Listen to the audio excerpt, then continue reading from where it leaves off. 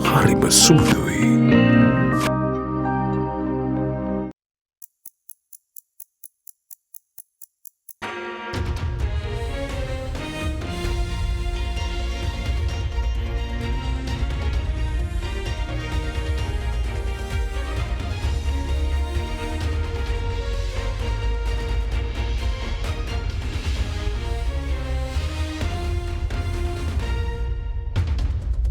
Tonight, on First at 9, this Friday, the 6th of October 2023.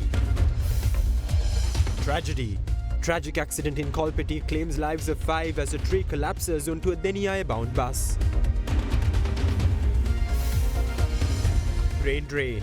Parliament debates battling brain drain amidst the economic crisis. Restructuring.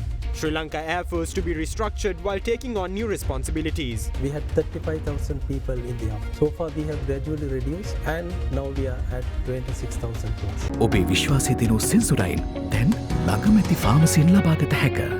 This is AdaDerana First at 9. Live from Studio 24 in Colombo. Good evening and welcome to AdaDerana First at 9. I'm Aditya Dirisinghe joining you live with the latest in Sri Lanka and around the world. Now in your top story tonight, 5 individuals were reported dead following a tragic accident which took place in Kolpeti this morning as a tree collapsed onto a Deniya-bound bus on the duplication road. Following the incident, 9 persons were admitted to hospital where 5 victims succumbed to their injuries. Taking the tragic incident into account, State Minister of Defence Pramita Bandara Tennakone emphasised on the need to remove trees posing similar risks on either side of the roads. 5 people were reported dead as a tree collapsed onto a Deniya-bound bus travelling on the duplication road in Kolpeti earlier this morning. According to the Colombo National Hospital, 5 of the injured admitted to the hospital have succumbed to their injuries. 14 passengers were on the bus when the tree collapsed and fell onto the hood of the bus, crushing it. Following the immense efforts of the fire and rescue unit, the Sri Lanka Air Force and the residents of the area, 9 passengers were rescued from the bus, crushed by the tree.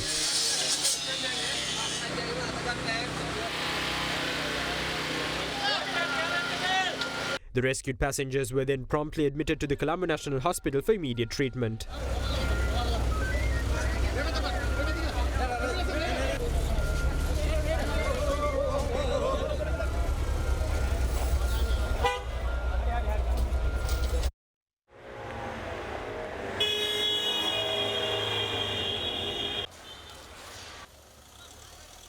A 30-year-old from the Valisar area, a 61-year-old from the Paligud area and a 31-year-old resident of Matale are reported among the deceased, while the identities of the 2 other victims were unclear. Traffic on the duplication road meanwhile was disrupted following the incident and necessary steps were taken by relevant authorities to remove the tree from the road.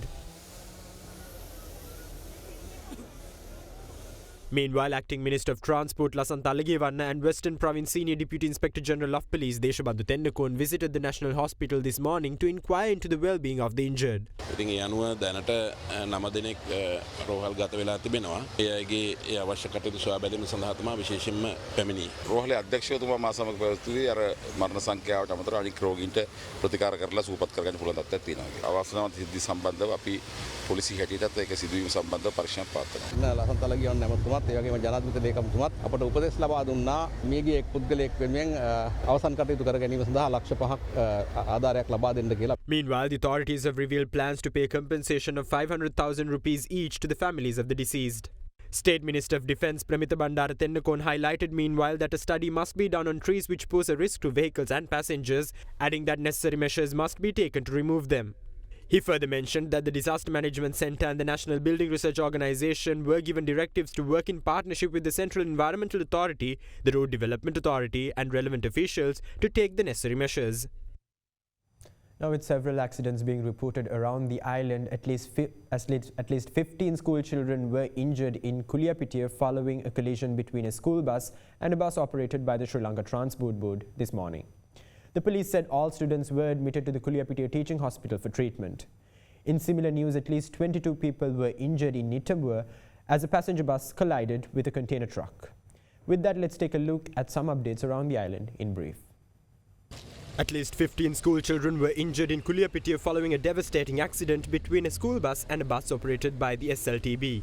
According to the police, the accident took place in the Karantippala area in Kuliapitia this morning. All injured students were admitted to the Kuliyapita Teaching Hospital for treatment. In Nittambo, meanwhile, at least 22 people were injured as a passenger bus collided with a container truck. According to the police, the accident took place in the Kajugama area on the Colombo-Kandy main road. The bus, which was en route from Ampara to Colombo, collided head-on with the container truck. The injured were admitted to the Watapitivala Base Hospital and 4 of them were reported to be in critical condition. The Nittambo police arrested the driver of the bus in connection with the incident. In other news, a police constable who was critically injured after being run over by an SUV has succumbed to his injuries earlier today. The 25-year-old police constable was rushed to the Colombo National Hospital while the 27-year-old errant driver of the SUV was arrested. The 27-year-old suspect, a technical engineer of a private company who was speeding at the time, lost control of the vehicle and ran over the police officer. A special team of the Narayanpeta police was given instructions to investigate the accident under the directives of the OIC of the Cinnamon Gardens Police. Now, the Department of Meteorology has issued an amber advisory for heavy rains above 100 millimeters to several areas including western, Sabaragamuwa, southern and northwestern provinces and the Kandy and Nurali districts.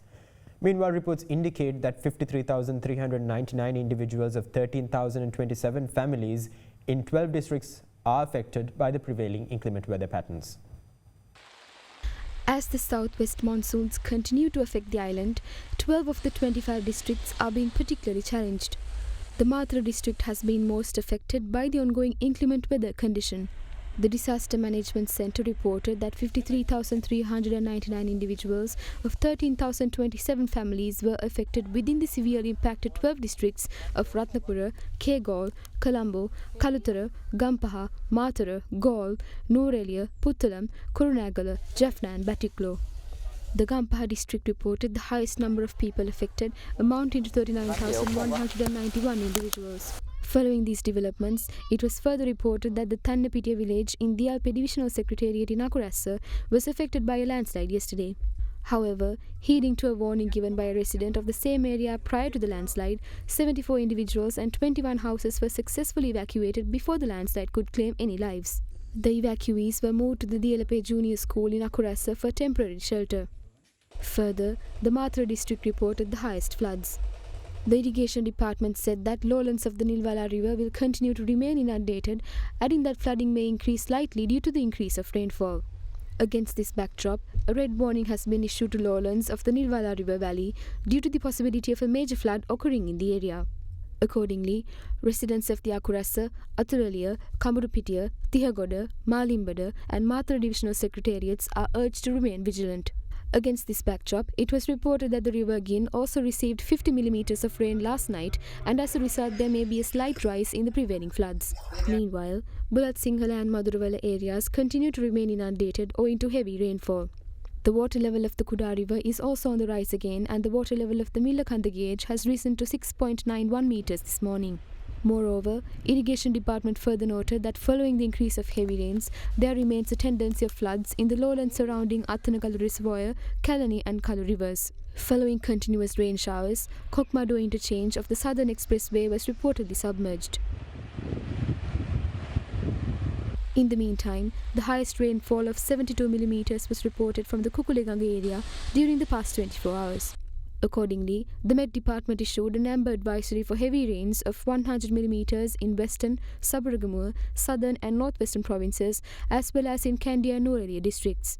Further, taking the prevailing weather conditions into account, the National Building Research Organisation extended early landslide warnings which were issued. Accordingly, warning level 2 amber alert warnings were issued to Gaul, Kalutara, Mathura and Ratnapura districts. Now, meanwhile, Parliament took up the adjournment debate on the trend of professionals leaving the country due to the economic crisis today. Speaking at the debate, State Minister of Finance Ranjit Siambalapitiya highlighted several key concerns behind the mass exodus of professionals leaving the country. The minister also said that during the past year, the government has taken steps to mitigate the situation. However, Samagi Janabalawege MP Iran Vikramaratne says corporations are not willing to enter the country due to the lack of human capital and highlighted that more investments should be made in the education sector. බුද්ධි ගලනය නතර කරන එකක් විතරක් නෙමෙයි. අපේ තරුණ ජනතාවට, අපේ දරුවන්ට, ශිෂ්‍යයන්ට හැමෝටම ඉහළ උසස් අධ්‍යාපනයක් දිය යුතුයි. ඒකට අපි ආයෝජනය කරන්න ඕනේ. සමගී ජන බලවේගයේ ප්‍රධාන ආණ්ඩුවක අනාගතයේදී යටිතල පහසුකම් වලට නෙමෙයි මානව සම්පතට, අධ්‍යාපනයටයි සෞඛ්‍යයට තමයි මේ සීමිත මුදල අපි ආයෝජනය කරන්න යන්නේ. රැකියා ඉල්ලීම අද IT ක්ෂේත්‍රයේ 80000කට වැඩි. නමුත් එන්නේ නැහැ ලොකු කොම්පැනි. මොකද මානව නිපුණතාවයල් වල හිගකමක් තියෙන නිසා. අද අපි අධ්‍යාපනයට වේදම් කරන්නේ 1.5 දලදේශීය නිෂ්පාදනය. ඒක 3ට වැඩි කරන්න ඕනේ. නමුත් රජයට විතරක් සැපයීම කරලා ඒක කරන්නට බෑ. පුද්ගලික අංශයට ඒක විවෘත කරන්න ඕනේ. ඒ වගේම රාජ්‍ය නොවන ලාභ නොලබන අංශයට ඒක අපි විවෘත කරන්න ඕනේ. ටිකයන් හා වෙනත් අය රටහැර යෑම, මේක රටහැර යෑම සහ රට රැකියා සඳහා යෑම කියලා කොටස් දෙකක් ගරු සභාපතිතුමනි. හැබැයි රට රැකියා යෑම සඳහා යෑම සමගම රට හැර යාම කියන එකටත් එතන යම්කිසි වැඩි ප්‍රවණතාවයක් තියෙනවා. රට හැර යාමට බලපාන කරුණු මොකක්ද රටක ගරු සභාපතිතුමනි? එකක් තමයි අනාරක්ෂිත බව. ඒ වගේම ආර්ථික ප්‍රශ්න. ඊළඟට අපේක්ෂා බංගත්වය. අපි කාටවත් අමුතුවෙන් කියන්න අවශ්‍ය නැහැ. මේ රටේ කිසිම කෙනෙකුගේ ජීවිතය ආරක්ෂා වුණේ නැහැ. ඒ තරම් ලොකු අනාරක්ෂිත භාවයක් මං හිතන්නේ LTT තර්ජන සමයවත් තිබුණේ නැහැ. හැබැයි මේ වර්ෂයකට ආසන්න කාල සීමාවක් තුල මේ තියෙන ප්‍රවණතාවය අඩු කිරීමට අවශ්‍ය මේ සාර්ව වැඩපිළිවෙලක් රජය ක්‍රියාත්මක කළ තියෙන බව මම හිතන්නේ එතුමා වුණත් පිළිගන්නවා. අපි බලන්නට ඕන බුද්ධි ගලනය උදෙසා තුඩු දෙන අභ්‍යන්තරික කරුණු කාරණා. ඒ වගේ බාහිර පරිසරය තුලින් බුද්ධි ගලනය අපේ රටින් විදේශ රටවලට යෑම සඳහා ආකර්ෂණීය හේතු. අපි බැලුවොත් පුල් ෆැක්ටර්ස්, අඩු නිලධාරිවාද, ඉහළ ජීවන තත්ත්වයක්, නව සහ ඉහළ වැටුප් සහිත රැකියා, ශිෂ්‍යත්ව. අපි බැලුවොත් මේ වන විට ශ්‍රී ලංකාවේ වෘත්තිකයන් විශාල ප්‍රමාණයක් මේ රට අතහැර යනවා. ලෝකේ බුද්ධි ගලනය වෙන ඉහළ රටවල් දිහා බැලුවොත් ඉරානය, යෙමනය, උතුරු කොරියාව, මියන්මාරය මේවට තමයි බ්‍රේන් ඩ්‍රේන් කන්ට්‍රීස්. ස්වීඩනය, අයර්ලන්තය, එස්ටෝනියාව, ඩෙන්මාර්ක් වැනි රටවල් තමයි බ්‍රේන් ගේන්. අපි පිළිගන්න ඕන කාරණාවක් තමයි මේ වෘත්තිකයන්ට විතරක් නෙවෙයි රටේ ඉන්න හැම එක්කෙනාටම ජීවත් වෙන්න අමාරුයි කියන එක. ඒක අපි අයුවාදයෙන් පිළිගන්න ඕන කාරණාවක්. මූලිකව ඒ ආර්ථිකය කඩා වැටුණාන් පස්සේ බඩු මිල වැඩි වුණත් නමුත් ඒ අඩි නඩි අපි දැක්කා ඒ තරමටම වැඩි වුණේ නැහැ. හුඟක් වෙලාවට අද වෘත්තිකයන් වගේ කට්ටිය ඒ වගේම මොකක් හරි කැම්පැනි එකක වැඩ කරනවා වගේ ඒ කට්ටියට වෙලා තිබෙන්නේ ඒ කට්ටියගේ පඩියෙන් ඒ වගේම රජයේ සේවකයන්ටත් වෙලා තිබෙන්නේ ඒ පඩියෙන් 160ක් විතර ණය ගෙවන්න තමයි කට්ටිය වෙන් කරලා තිබුණේ. ඒකට මේ ණය ගෙවන්න 160ක් විතර වෙන් කරලා තියෙනකොට අර පොලියත් වැඩි වෙලා ඊපස්සේ අපි කියමුකෝ බඩු මිලත් ඒ වගේම විදුලි බිල ජල වැඩි වෙනකොට ඇත්ත වශයෙන්ම ජීවත් වෙන්න ඉතාම අමාරු මට්ටමක් තිබෙනවා. තේරුම් ගන්න ඕනේ බුද්ධි ගලනය කියන්නේ මොකක්ද කියන එකත් ඇයි ඒක මේ වෙලාවේ ප්‍රශ්නයක් හැටියට අපි දකින්නේ කියන එකත්. ආණ්ඩුවේ පැත්තෙන් മന്ത്രിවරුන් කරන කතා අහගෙන ඉන්නකොට ඉතාමත්ම පැහැදිලි මේ බුද්ධි ගලනය කියන එක හරියට තේරුම් අරගෙන නෙවෙයි මේ කතා කරන්න කියලා. බුද්ධි ගලනය කියන්නේ මේ ගෝලීකරණය තුල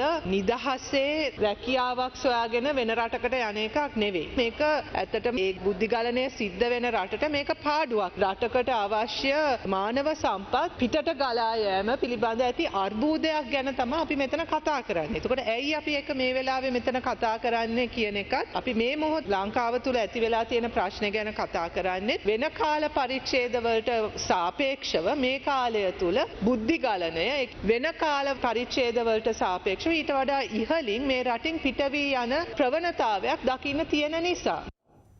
Now, in other local developments, the Supreme Court has determined that the decision of the Sri Lanka Muslim Congress to expel Minister of Environment Nazir Ahmed from the party as valid and lawful. A three-judge bench comprising Justice Preeti Padman Surasena and two others determined that the SLMC's High Command's decision to expel Minister Ahmed is valid. Minister Nazir Ahmed was elected to Parliament on the SLMC ticket at the 2020 parliamentary election.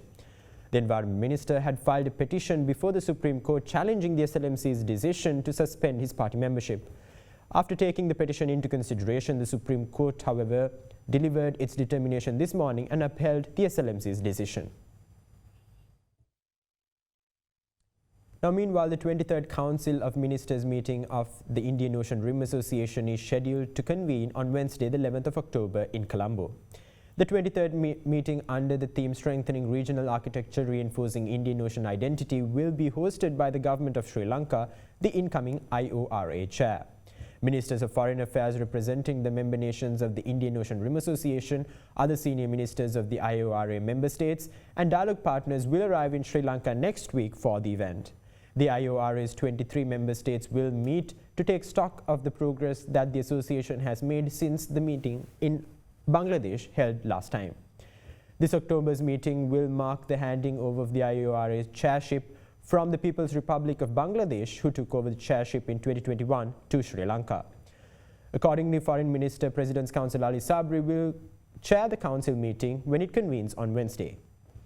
Sri Lanka will serve as chair for a period of 2 years from 2023 to 2025, while India will become the vice chair of the association.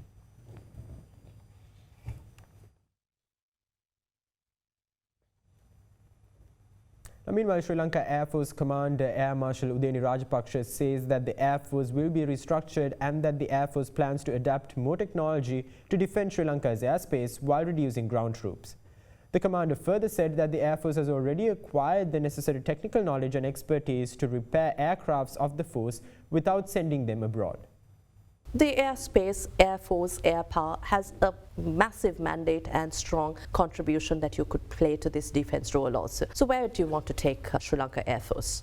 First, we should know where we are and where we want to be. After the end of the war conflict situation, we were in a different setup because that we had to induct a large number of ground troops for the Sri Lanka Air Force. So that had gone out of proportion from a unique Air Force. So we being an air power practitioner and being an Air Force, then we are supposed to have some ideal composition as an Air Force. So actually what now we are trying to do is to reduce the ground troops and to increase the technical force and also the pilot. So we are trying to be a unique Air Force. So that is one thing. And I should also say that restructuring of the Sri Lanka Air Force is not new concept for us. If you look at the facts and figures, end of the war, we had 35,000 people in the Air Force. So far we have gradually reduced and now we are at 26,000 plus. But I don't try to say that we are reducing. The increase in the capacity of the Air Force, but we are trying to acquire technology and we are trying to be a unique Air Force. We are getting back to the unique role of the Air Force rather than having a large number of ground fighting forces. That is what we are aiming at. And at the same time, we have our plans to replace the manned soldier with the smart soldier. So we have our plans at least by end of August next year. We will try and establish perimeter defense through the smart soldier. That may be use of UAVs, maybe drones or some other missions so that we can reduce the number of manpower involvement and increase the technological use so that it will be accurate, so it will make our task easier. When you say the usage of technology, Commander, do you think this downsized Air Force, but a smarter Air Force, is equipped with the technological knowledge, know-how and expertise now? First let me correct, it's not downsizing. I don't accept the word downsizing. So it is actually right sizing. So we are getting back to a different role where we need to change the composition, the whole composition of the Air Force. Okay. And we are going to compromise that and to bridge that gap through the technological advancement and the acquisition of technology. And also I must say practical examples like we have now the aircraft earlier. We had to send the aircraft for major overhauls and repairs for some other countries, which we have reduced to a great extent now. For example, we do not send K-8, Whitewell aircraft, PT-6, Bell 212 aircraft, Bell 412 aircraft anymore to any other countries. We do the full overhaul of the aircraft and all the servicings and repairs in-house Sri Lanka. So therefore, you see, we have improved our facilities a lot, and we have a formation called Aircraft Overhaul Wing at Katunayaka where we undertake such facilities. And also we have other supporting facilities engineering organizations within Sri Lanka like Aeronautical Engineering Wing, Surface Treatment Plant and ASW, and supporting organizations to assist them, and we undertake the full overhaul in Sri Lanka. Now for the latest local business developments, join us on the other side of the short commercial break.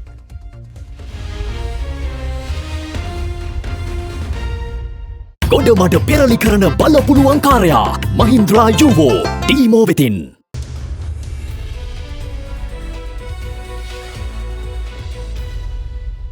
Welcome back. Now the Colombo Stock Exchange closed lower today following losses in the financial stocks.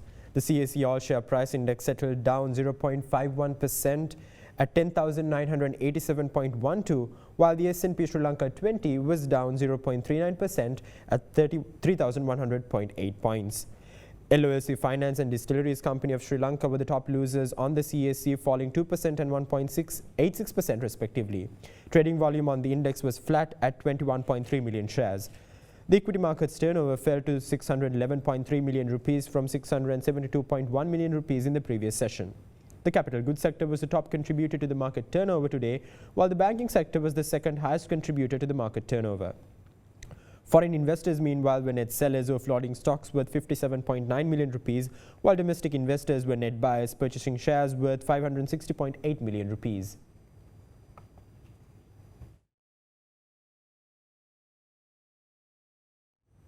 Now let's take a look at how the rupee traded against other major currencies during the day.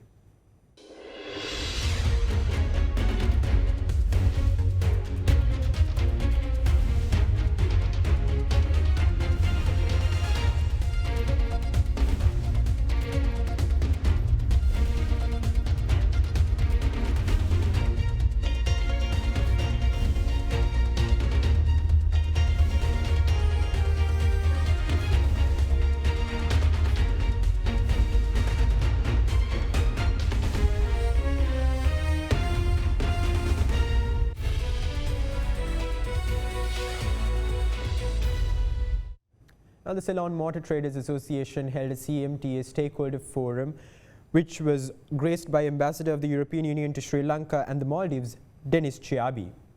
This and more corporate news from Sri Lanka today in our corporate affairs segment for the day. The Ceylon Motor Traders Association recently held a CMTA stakeholder breakfast forum at the Hilton Colombo Residencies. The event was graced by the Ambassador of the European Union to Sri Lanka and the Maldives, Dennis Chiabi, as the guest speaker. Chairman of the Ceylon Motor Traders Association, Charaka Pereira, addressed the gathering and highlighted a host of topics such as the hardships faced by the motor industry, the structured proposal by CMTA to lift the suspension on vehicle imports, electric vehicles and more. The Ambassador of the European Union to Sri Lanka and the Maldives then addressed the forum on topics such as the role of the automobile industry in Europe, the relationship between governments and the automobile industry, the infrastructure required for electric vehicles and more. In a significant development that marks a new milestone in Sri Lanka's e-commerce space, Asian Hardware Private Limited has chosen to collaborate with SLT Digital Services Private Limited, a fully owned marketing and digital engagement solutions subsidiary of Sri Lanka Telecom plc. This partnership brings together the expertise of Asian Hardware Private Limited in the hardware retail sector and the technological prowess of SLT Digital Services, renowned for its innovative digital solutions. Recognizing the growing importance of online commerce in today's business landscape, Asian Hardware Private Limited is taking proactive steps to enhance its digital presence and provide customers with an unparalleled online shopping experience. Richard Peary's Group Services announced a change in directorate of the company. Accordingly, the company's statement said Angelo Patrick is ceased to be a director of the company with effect from 27th of September. It further showed that the resolution came in terms of Section 210 of the Companies Act due to the age limit.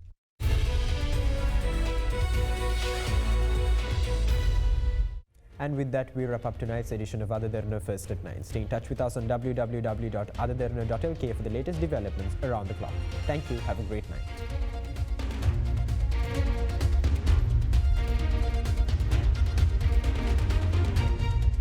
For news and information you can trust 24 hours a day, visit AdaDerana.lk.